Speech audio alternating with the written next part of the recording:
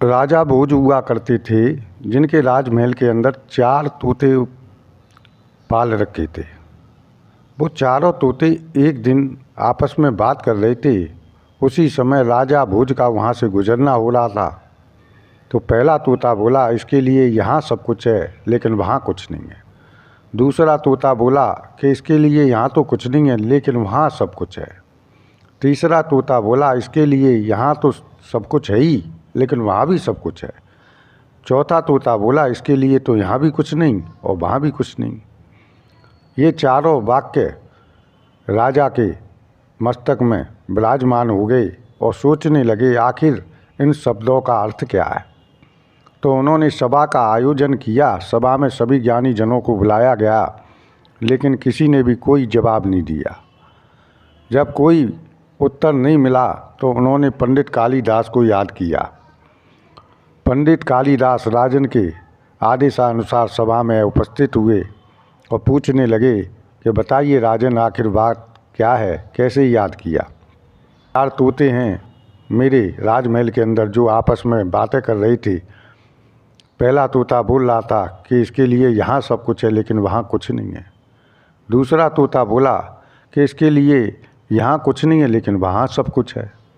बोला, इसके लिए यहाँ भी सब कुछ है और वहाँ भी सब कुछ है। और चौथा बोला, इसके लिए यहाँ भी कुछ नहीं है और वहाँ भी कुछ नहीं है।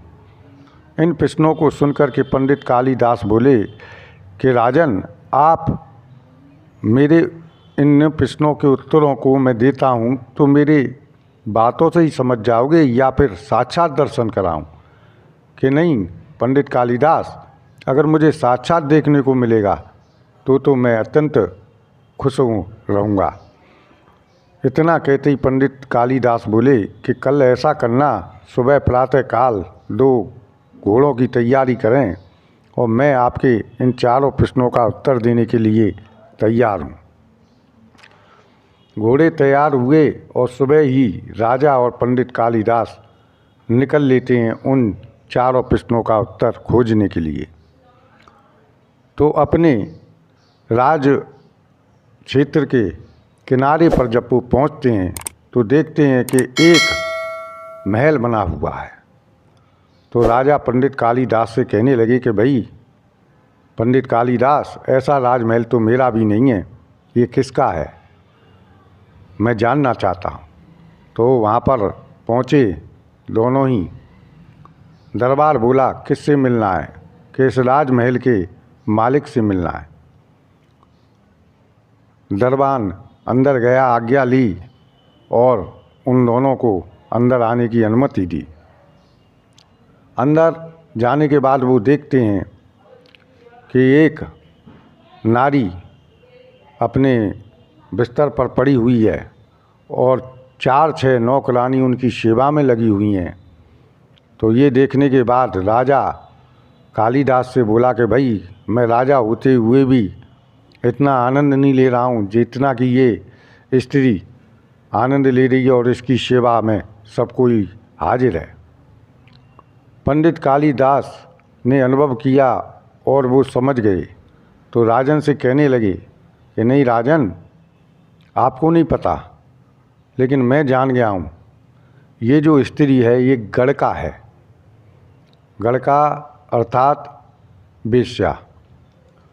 ये गड़का है और इसके लिए यहाँ तो सब कुछ है लेकिन वहाँ कुछ नहीं है। ये आपके पहले प्रश्न का उत्तर मिल गया। राजन बड़ा प्रसन्न हुआ और उसने देखा कि भाई ये सत्य कह रहा है। वहाँ से दोनों ही प्राणी निकल लेते हैं और निकलने के बाद जब गुजरते हुए जा रहे होते हैं तो जंगलों में नज़र पड़ती है राजा की। तो वो देख रहे हैं कि एक साधु बैठा हुआ है और धूने से राख को निकालता है और पात्र में घोल करके पी रहा है। तो राजन बोला कि भाई पंडित कालिदास, घोड़े को रोकें। और घोड़ा रोकने के बाद पंडित कालिदास से बोले कि देखो ये महाराज क्या कर रहे हैं, ये राख घोल घोल करके खाए जा रहे हैं। कि नहीं राजन, ये आप नहीं जान रहे हैं, ये सत्य है कि ये राख घोल करके खा रहे हैं, लेकिन ये आपके दूसरे प्रश्न का उत्तर है। इनके लिए यहाँ तो कुछ नहीं है, लेकिन वहाँ सब कुछ है। ये संत लोग जो भी कुछ यहाँ करते हैं, किसी भी बिना सुविधा के अनुसार अपने जीवन को व्यतीत करते हैं, इनके लिए यहाँ तो कुछ नहीं है, लेकिन परमात्मा के दरबार में इनका स्वागत और सत्कार और सम्मान हमेशा के लिए बना हुआ है। कुछ दूर चलने के पश्चात जब बाजार से होकर के दोनों प्राणी गुजर रहे थे, तो सेठ पर नज़र पड़ती है राजन की कि देखो पंडित कालिदास ये सेठ क्या कर रहा है। तो वहाँ देखा तो भिखारियों की लाइन लगी हुई थी और सेठ जी क्या कर रहे थे कि वो मुद्रा में हाथ डालते थे और जितनी मुद्रा उनकी मुट्ठी में आती थी बिना देखे ही दिए जा रहे थे कि भाई पंडित कालिदास, ऐसा अगर मैं दान करने लग जाऊं तो मेरा राजमहल भी बिक जाएगा, लेकिन मैं इस छोटे से सेठ की बराबरी नहीं कर सकता। कि हाँ, ये आपके तीसरे प्रश्न का जवाब है। इसके लिए यहाँ भी राजन सब कुछ है और परमात्मा के दरबार में भी इसके लिए सब कुछ है। इतना सुनने के बाद राजन प्रसन्न हुए और मनी मन मुस्काने लगे कि आज मुझको साक्षात्कार सत्य का हो रहा है। मैं तो सोचता था कि सब कुछ मेरे पास है, लेकिन मुझसे भी बड़े बड़े श्रेष्ठ पुरुष इस संसार के अंदर हैं जिनके लिए प्रभु का धाम प्राप्त होता है।